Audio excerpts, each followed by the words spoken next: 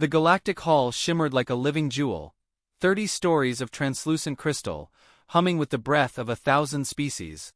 Beneath its domed ceiling, languages wove through the air in overlapping melodies, clicks, hums, and notes that trembled like silver strings. And through that alien music walked a single human man in a charcoal suit, his shoes clicking against the opal floor. Ambassador Daniel Reyes looked entirely unthreatening. A gentle smile, faint crow's feet at his eyes, a thin scar hidden beneath the collar of his shirt. He carried no weapon, only a steaming mug of coffee, banned on most planets for its psychotropic volatility. The aroma made several alien dignitaries recoil. His aide, Lieutenant Mira Zhao, trailed behind him, short, sharp-eyed, her black hair tied in a precise knot. She held a digital pad under one arm, sipping from her own thermos. Two humans in a cathedral of empires, unarmed and outnumbered 1,000 to 1. The summit was called the Renewal of Peace. A grand name for a fragile dream. For 1,700 years, the Galactic Empire and the United Human Systems had maintained a cold peace born of exhaustion. Now, they met again to restore unity. Everyone in the hall knew that meant reminding the humans of their place. Reyes reached the circular dais at the hall's center. Holographic banners shimmered above, symbols of alien civilizations that had stood for millennia. And at the apex, the sigil of the Empire, a crown of stars encircling a single black sun. Ambassador Reyes of Terra, announced the Grand Speaker, a spindly avian creature with eyes like molten glass. Humanity, progenitor of chaos, begotten of ruin, seeks reconciliation. You may speak. Reyes smiled, bowing just slightly, as if to humor an old relative. It's a pleasure, as always, to be underestimated. A ripple of confusion passed through the room. Mira hid her grin behind her thermos. Reyes cleared his throat. We come not to demand, but to clarify. The incidents on our frontier colonies, Aegis, Nova Cairn, and Solaris Belt, were unprovoked strikes. Civilians. Women. Children, farmers. We'd like to know why. An insectoid general clicked its mandibles. Collateral correction, it hissed. Your settlements encroached on Imperial airspace. We sterilized them for balance. Reyes nodded thoughtfully, as though discussing a parking fine. Sterilized? What an efficient term for slaughter. Several alien delegates laughed. One even clapped its claws. Ah, humans and their sentimentality. You breed too fast, you die too loud. Reyes joined their laughter. Light, easy, perfectly polite. We do have a reputation for both, don't we? Then he leaned forward slightly, lowering his voice just enough that the translator drones crackled. But there's something you should know about us. We only breed fast when we're afraid. And we only die loud when we're angry. The laughter faded. The Grand Speaker folded its wings. Your threats are recorded, Ambassador. Threats? Reyes chuckled. No. I was sharing biology. Always happy to educate. He glanced at Mira, who tapped her pad. A small hologram bloomed before them, grainy footage of burning colonies. Women running through smoke. Children clutching one another. A human woman in an orange mining suit, lifting a metal beam to free a trapped alien child. The recording cut off in static. The silence in the chamber thickened. Reyes let it linger, his expression perfectly calm. Those were the feral breeders your fleet sterilized. We call them citizens. Some of us call them daughters. The Grand Speaker's feathers flared. Tragic, but irrelevant to galactic order. Humanity should thank the Empire for its restraint. Mira inhaled sharply, but Reyes raised a hand. Steady, serene. Oh, we do thank you. You've reminded us how fragile peace is when it's built on arrogance.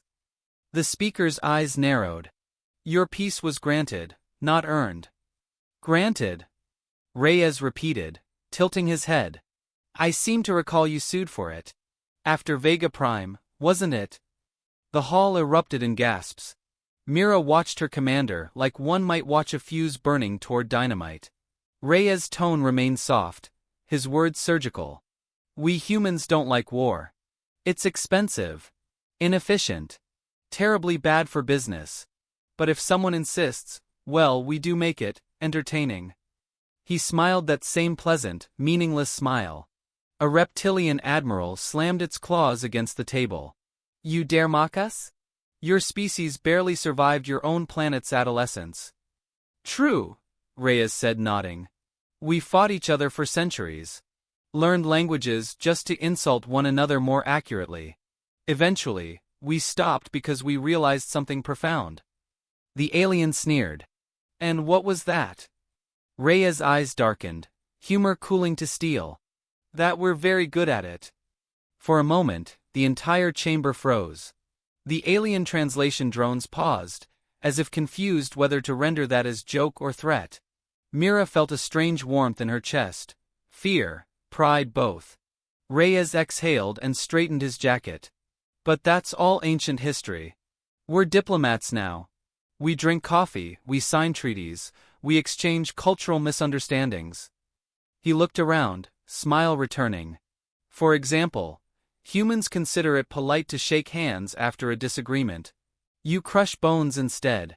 Different customs, same goal. He extended his hand toward the Grand Speaker. The alien hesitated, then extended a talon and touched his palm. A collective shudder passed through the audience. No one in the Empire touched another species bare-skinned. It was taboo. Rhea's expression softened, almost tender. See? Not so bad. Then, leaning closer. Funny thing about human skin, it remembers. He released the talon gently. The Grand Speaker pulled back as if burned.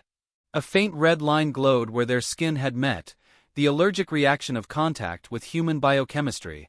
The hall buzzed in agitation. Reyes looked up at the suspended holograms, those glimmering flags of galactic unity, and his smile thinned. We came here for peace. But peace, like glass, breaks only once before it cuts. The speaker raised a trembling wing. You will mind your tone, human. Oh, I always mind my tone, Reyes said. Tone is diplomacy. He stepped back, signaling Mira. She closed her pad and murmured. Transmission secured. The hall lights dimmed slightly, reacting to interference. No one noticed the faint pulse in the crystal walls, the invisible handshake of encrypted data moving between human satellites and their ambassador's suit. Reyes clasped his hands.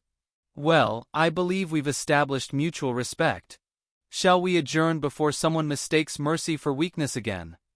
The speaker hissed, feathers rattling. You test imperial patience. Reyes' gaze sharpened just enough to betray the smile beneath. Then you should pray patience holds. It's the only thing standing between your stars and our sunrise. Silence. Even the translation drones faltered. Reyes gave a courteous bow and turned away. As he and Mira walked toward the exit, whispers swelled through the chamber. Some fearful, some furious. Mira leaned in, voice low. You realize they'll take that as a threat? He sipped the last of his coffee. Good. I meant it as one. Beyond the crystal hall, through the transparent walls, the Empire's fleet drifted in formation. Hundreds of warships gleaming under the twin suns. Reyes paused to watch them, the reflection of their engines burning in his eyes. They think we came to talk, he murmured. Mira glanced up. Didn't we? Reyes' smile faded to something colder. No, Lieutenant. We came to listen. And we've heard enough. The sound of the fleet's engines rumbled through the floor, deep and distant, like the first growl of a storm that hadn't yet decided which world to destroy. The summit resumed under the illusion of calm, but everyone could feel it. The room was brittle. Words had become weapons, and silence was starting to feel like an armed bomb. Ambassador Daniel Reyes sat at the long glass table, his reflection split by a glowing seam of alien runes. Across from him, the Empire's generals conferred in hushed tones, their metallic crests rippling like anger-made flesh. Mira Zhao stood at his shoulder, tapping at her pad, reading the encrypted updates flickering across her lens. Outside the chamber, fleets moved. Invisible to the naked eye, the stars themselves seemed to tremble, as if sensing the coming fracture. Then the sound came.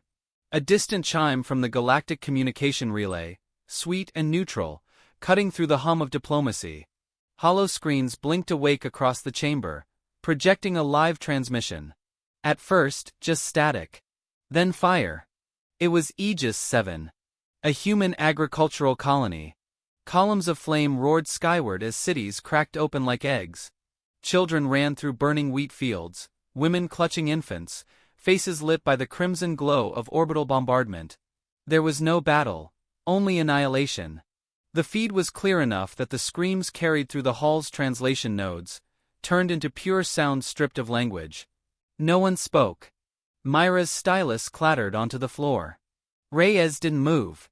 He just stared at the images, the sky falling in ribbons of fire, the planetary crust blooming outward in clouds of glass and ash. His voice, when it came, was almost kind. "Is this live?" One of the Empire's admirals, a tall reptilian creature in shimmering armor, replied with the smug calm of one who had already justified murder. "Correct. A necessary measure. Your settlers trespassed within Imperial territory." The cleansing was mercifully swift. Myra's hand tightened around her pad until the casing cracked. Reyes took a long sip of his coffee. His eyes never left the burning planet. "You killed unarmed farmers. They were colonists. And female breeders among them. Your kind multiplies like rot." There was a faint tremor in Reyes's hand as he set down the cup. The porcelain didn't rattle. That calm, the terrifying surgical calm, spread like frost. "Female breeders," he repeated softly. "We have a word for people who talk like that." The Admiral's lipless mouth twisted. "Savages." Reyes smiled. "Extinct." The room chilled several degrees. Even the speaker hesitated. "Ambassador Reyes, your losses are regrettable, but vengeance cannot." He stood. Slowly. Deliberately. "Vengeance?" He echoed. "You misunderstand us again. Humanity doesn't avenge. We correct." Every camera turned to him. His voice dropped to a near whisper, but the words carried with a strange gravity, as if the air bent to listen. "You killed civilians on a planet whose coordinates were deliberately transmitted during peace talks. Aegis 7 wasn't a border violation, it was bait." A dozen alien officers lurched forward in alarm. The speaker's feathers flared wide. "Impossible. The Empire chooses its targets with precision." "Exactly," Reyes interrupted. "We made sure of it." Mira tapped her pad. A pulse flickered through the room, so subtle most dismissed it as a power fluctuation. But outside, unseen, the Empire's relay satellites began to go dark one by one. Human-coded viruses leapt like sparks through the subspace network. Reyes looked almost apologetic. "You see, while you were debating our relevance, we mapped every inch of your supply lines, every encrypted channel, every fleet rotation. Took us, what, Mira? 8 weeks. 6, she murmured. Reyes smiled thinly. 6. We even left a few vulnerabilities open, just so you'd feel clever." The Grand Speaker rose from its dais, wings trembling. "You dare threaten the Empire?" Reyes turned his gaze toward the enormous window, where the Empire's warships hung like predatory constellations. "No. I'm promising it a lesson." Myra's pad emitted a quiet tone. Across half the galaxy, orbital logistics AI began to fail. Transports lost navigation. Energy grids flickered out. Shipyards froze mid-construction. Humanity had pressed a single button, and the Empire's infrastructure began bleeding from 1,000 invisible cuts. Reyes adjusted his tie. "Diplomacy," he said softly, "is war by quieter means, but you've made it loud again. So we'll adapt." The reptilian admiral roared, slamming his claws onto the table. "You insolent mammal. You think your primitive fleets can stand against?" Reyes didn't raise his voice. "Look outside." The chamber's lights dimmed as something massive eclipsed the twin suns. The Empire's fleet shimmered under a sudden shadow. Earth's third expeditionary fleet emerging from slipspace, ships matte black and angular, bristling with silent purpose. They had been waiting there the entire time, their stealth drives layered under the Empire's own defense grid. Mira whispered. Authorization received. Operation Nemesis is green. The words rippled through Reyes like a prayer. He placed both palms flat on the table and leaned forward, addressing the alien assembly. I asked for reparations. You offered extermination. You bombed our women and children while we were sitting in your house, drinking your tea. He smiled, gentle and lethal. So we'll finish our tea, then burn the house down. Alarms began to wail. Holograms flickered with incoming data. Imperial warships losing power, engines dead. One by one, they blinked off the sensors, paralyzed. The speaker screeched, "What have you done?" Reyes stepped around the table, hands in his pockets, voice almost playful. I think you'll find that human engineers are frightfully creative when it comes to security patches. We left a back door in every circuit you ever bought from us. Consider it a warranty recall. A sound escaped Mira, half laugh, half disbelief. The aliens recoiled from the smiling man in the simple suit, suddenly aware that the predator didn't need claws. Reyes turned toward the holographic image of the burning planet still playing on loop. His tone softened, almost mournful.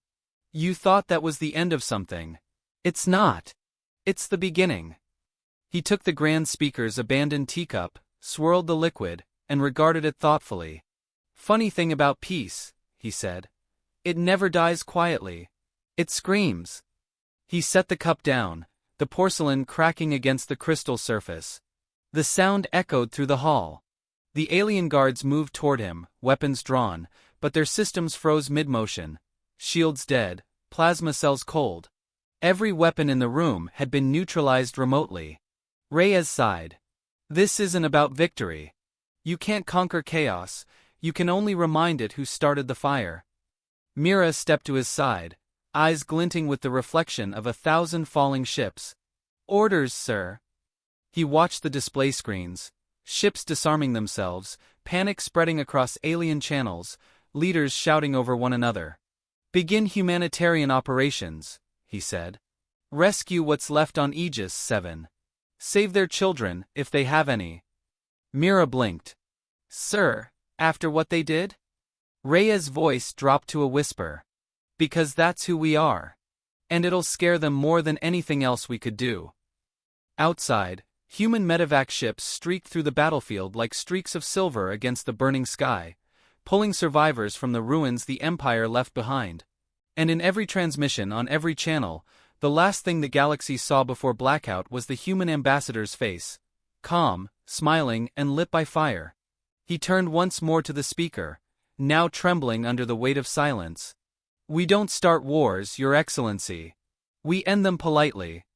Then, almost gently, now, let's begin the peace process properly. Far above the Empire's capital, a soft pulse of blue light unfolded across the void, a signature of something vast awakening in the dark. Reyes lifted his head, his eyes catching the reflection. His voice, low enough only Mira could hear, carried a promise that chilled the air. They think this is retaliation, he said. They still don't understand. This is restraint. The first strikes were silent.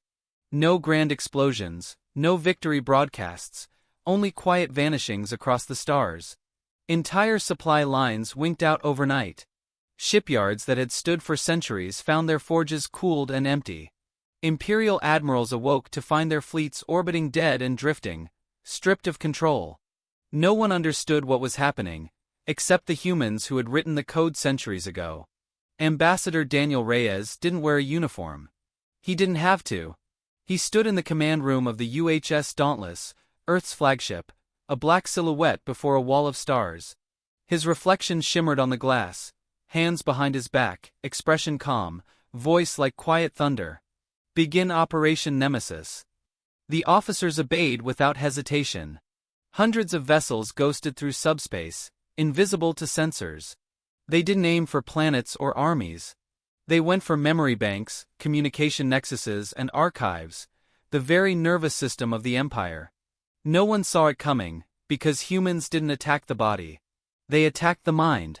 Mira Zhao watched from the tactical console, her face lit in blue light. We're inside their cultural matrix, she said. Sir, their entire knowledge archive is open. Reyes nodded. Don't delete. Rewrite. A quiet hum filled the air as lines of alien scripture shifted into human text. Billions of citizens across the empire turned on their home networks to find new lessons. Stories of human kindness, images of soldiers carrying alien children from wreckage, broadcasts of survivors from Aegis 7 thanking the people of Earth. The human fleet didn't just strike, it rewired perception itself. On the alien capital world of Tyrellin, news drones floated above the city, capturing panic. Citizens shouted that their leaders had lied, that humans were not monsters but the only ones showing mercy. Protests flared, then riots. 53 systems in rebellion, Mira reported. Their own people are questioning the war. Reyes smiled faintly. That's not rebellion, Lieutenant. That's perspective. He turned toward the holographic map of the galaxy. The red lines of the Empire's reach began to fade, replaced by blue constellations, planets no longer willing to fight. This isn't conquest, he said softly. It's education. The admiral of the Third Fleet, an old marine named Ocampo, appeared on the hololink, voice rough as gravel. Sir, permission to engage their armada over Delta Lorne? Denied, Reyes replied. Leave them stranded. Empty weapons terrify more than active ones. Mira shot him a look. You're not trying to win a war. You're orchestrating a lesson. He didn't answer. Instead, he gazed through the viewport where the Empire's shimmering armadas hung still as toys, engines dark, formations broken. The sight wasn't triumph. It was eerie, like gods fallen asleep. Elsewhere, on the human colony ship Calypso, survivors from Aegis 7 were being treated. Myra's sister had been among them, her name whispered across casualty lists. When Reyes offered condolences, Mira simply said, Let's finish this before I have time to mourn. In her next operation, Mira led a stealth rescue mission to the ruins of Aegis 7 herself. The planet's surface was ash and silence, broken only by the sound of the wind combing through glass fields. Her team landed in the skeletal remains of the southern city. Beneath collapsed domes they found stasis pods, 27 women, still breathing, hidden by automated emergency systems. Reyes' standing orders echoed in her ear, rescue first, revenge later. As she guided the survivors onto the shuttle, one of them whispered, Are we saved? Mira didn't know what to say, so she smiled the way Reyes did, soft, dangerous, full of meaning. We're human. That's almost the same thing. Back aboard the Dauntless, the recovered civilians appeared on every galactic frequency. Human medics treated alien and human alike, transmitting the feed for all to see. The Empire had painted Earth as savage. Now the galaxy watched humans deliver aid with mechanical precision and terrifying grace. Every act of mercy became a weapon sharper than any blade. Reyes' communications officer glanced at him uneasily. Sir, some of our people are disturbed. They say this feels like propaganda. Reyes didn't turn. Propaganda ends where truth begins. He lifted a tablet showing live footage of alien civilians lining up under human protection fields. They'll remember who saved them, not who ruled them. The war will end when the galaxy starts telling our story for us. Then came the counterattack. A cluster of surviving Imperial admirals formed an emergency council, launching desperate offensives across fringe worlds. They believed humanity's fleets were spread thin. They were wrong. When the first of their dreadnoughts emerged from warp, they found waiting instead a field of orbital mirrors. Hundreds of satellites reflecting sunlight in blinding intensity. Human ships moved through the glare like ghosts, weapons cold, hulls silent. They didn't fire a shot. They broadcast a single message on every frequency. Turn around. Half the enemy ships did. The rest vanished in white fire, burned by their own energy feedback as human code infiltrated their reactors. Mira stared at the tactical screen, whispering, We've weaponized mercy. Reyes corrected her gently. We've reminded them that restraint is what makes monsters afraid. Reports flooded in from every sector. Alien diplomats begged for ceasefires. Others simply fled, abandoning colonies, leaving behind cities filled with silence. The Empire wasn't losing territory. It was losing belief in itself. Reyes stood at the center of it all, quiet amid chaos, For a moment he looked tired, haunted even. Mira saw it when the lights dimmed, catching the faint tremor in his fingers. "You planned this for years," she said softly. "Even before Aegis 7. He met her gaze. "You don't wait for lightning to strike, Lieutenant. You build the storm first. Then why does it feel like we've crossed a line?" Reyes turned back to the viewport, where an alien fleet drifted, powerless, their crews broadcasting pleas for surrender. Because every line worth crossing changes the map. As the war unfolded, human ships moved like dancers across constellations. They didn't occupy worlds, they liberated data, culture, and minds.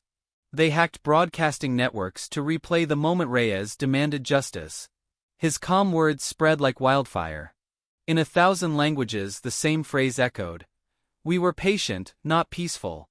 Even the Empire's historians began to doubt the old narratives. On one channel, an alien academic whispered, "If they wanted conquest, we'd already be extinct." By the 12th day, half the galaxy had stopped resisting. On the 13th, they started asking to join. When Mira brought him the latest reports, Reyes only said, "That's the thing about monsters. Once you stop running from them, you realize you built them to protect you." He walked to the balcony of the command deck. Below, the planet Tyrellin burned with controlled precision, entire military installations vaporized, cities untouched. Fire like handwriting across the dark. Mira joined him, her voice trembling. "Was this war, sir?" Reyes stared into the flames, his reflection caught between the fire and the stars. "No," he said finally. "This was a message." The fleet held position as the Empire's capital glowed on the horizon, its defenses crumbling without a fight. A stillness filled the air, the moment between thunder and echo. "Transmit it," Reyes ordered. Mira hesitated. "What do we tell them?" He turned, eyes shadowed yet steady. "Tell them humanity forgives them. Then show them what that looks like."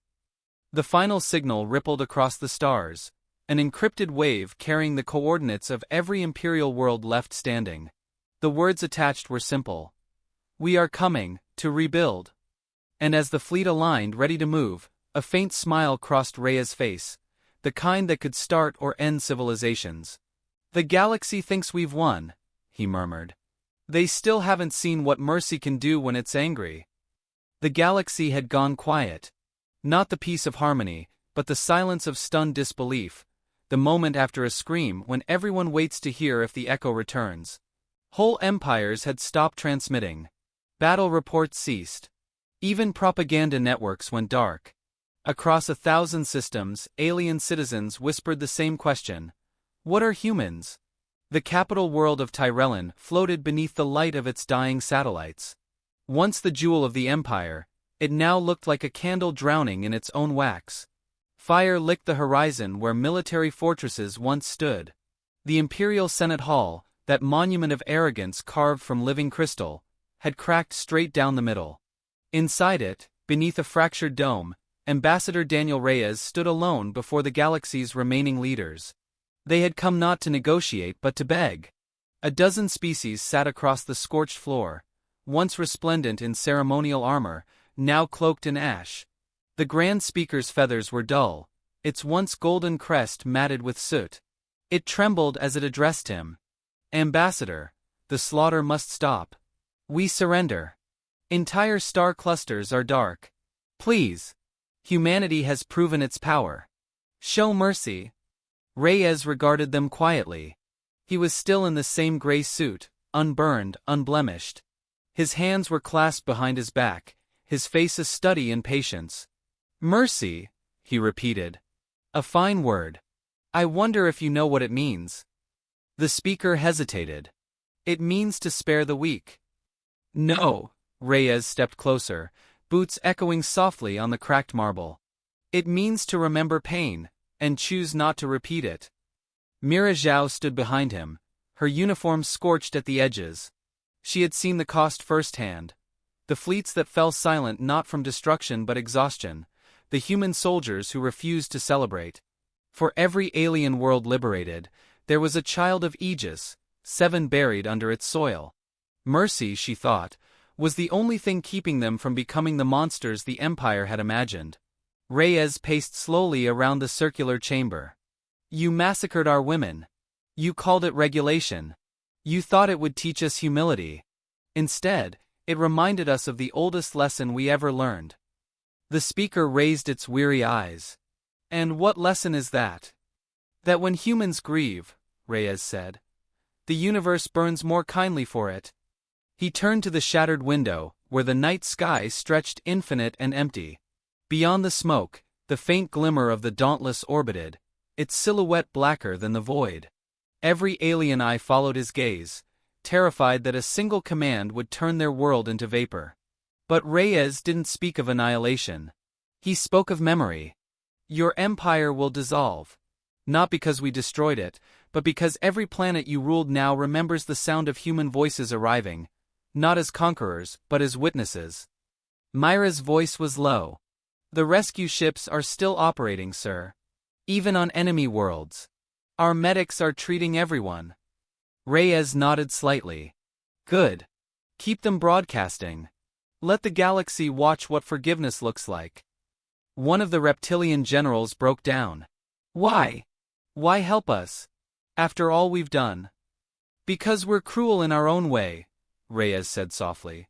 We want you alive to tell the story. Outside, the Dauntless released another wave of light across the planet's atmosphere. Not a weapon, data. Every network in the quadrant flooded with human transmissions. Images of the Aegis, 7 survivors, of medics embracing alien orphans, of engineers rebuilding shattered cities. Humanity was rewriting the narrative one act of compassion at a time. But beneath it all ran a darker current, an encrypted signal that slipped silently into every system, every AI core, every fleet. Myra's console pinged. She froze. Sir, we're receiving acknowledgements from the Empire's drones. Billions of them. They're responding to a Terran frequency. Reyes didn't look surprised. Of course they are. We built them, remember? They used our processors, our architecture. Every Empire command ship, every planetary AI, they all run on human-made cores. We told them they were open source. Realization spread like contagion. The alien leaders rose to their feet, horror dawning. You've controlled us this whole time? Reyes turned back toward them, expression unreadable. No. We offered you partnership. You chose dependency. It's not control if the leash was handed to us willingly. Mira swallowed hard. Sir, what are your orders? He studied the display of the galaxy. Hundreds of blinking red worlds, now slowly turning blue as the human code took root. None. Let the system stabilize. The galaxies learned to fear war. Now it needs to fear forgetting. Outside, the night erupted in quiet radiance as satellites shifted into alignment, forming a colossal ring around the planet. From orbit, it looked like a halo. From the ground, it felt like judgment. Reyes walked to the center of the hall. His voice, amplified by the chamber's failing acoustics, reached every open channel in the known sectors. To the citizens of the galaxy, he began. I address you not as conqueror, but as consequence. You believed peace was weakness. You believed kindness was submission. You believed you could slaughter and still sleep. The holographic feed carried his image into billions of homes. His tone was gentle, almost paternal. You massacred our women. You called it justice. You erased our colonies. You called it order. But understand this, humanity's patience is not forgiveness. It's the space between heartbeats before the strike. Mira watched him, awe and unease colliding inside her. The words were not fury, they were scripture. Reyes raised a single hand. Across the stars, the Imperial fleet still intact began to reconfigure, turning on their own command nodes, disabling weapons, locking down reactors. The entire military network folded in on itself, obedient to the ghost of Earth's code. Gasps rippled through the alien delegation. One shouted, "This is extermination." "No," Reyes replied. "This is history catching up." He turned away from them, toward the massive cracked window where dawn was breaking. The twin suns rose through the smoke, painting the ruins gold. Your empire will live on, he said softly. But not as you remember it. From now on, it will speak in our language, powered by our technology, bound by our memory. Mira took a step closer. Sir, this is more than victory. Rhea's eyes softened. Victory implies opposition. There's no one left to oppose. He pressed a command key on his wrist console. In orbit, the Dauntless transmitted the final update to the Galactic Registry. The formation of a new order. Not conquest. Not federation. A single, haunting title written in 100 languages, the Concord of Remembrance. Silence followed. Even the wind seemed to pause, uncertain whether to mourn or bow. The alien leaders stared at him, broken and terrified, yet unable to look away. Reyes turned to Mira. Archive today's footage. Send copies to every system. Let them see that peace didn't die, it evolved. She hesitated. And after that? After that, he said, finally letting weariness into his voice. We disappear. Let the myth do the rest. He walked toward the shattered threshold, sunlight cutting across his face. Behind him, the once mighty Senate Hall began to crumble. Dust floated through the golden air like the last breath of an empire. Mira called after him. Sir, where will you go? Reyes paused at the doorway, looking out at the burning horizon. Home, he said softly. Before the galaxy realizes mercy was the scariest thing we ever invented. And with that, he stepped into the light, leaving the echo of his footsteps behind. A rhythm the stars would remember whenever they dared to forget what humans could become when provoked.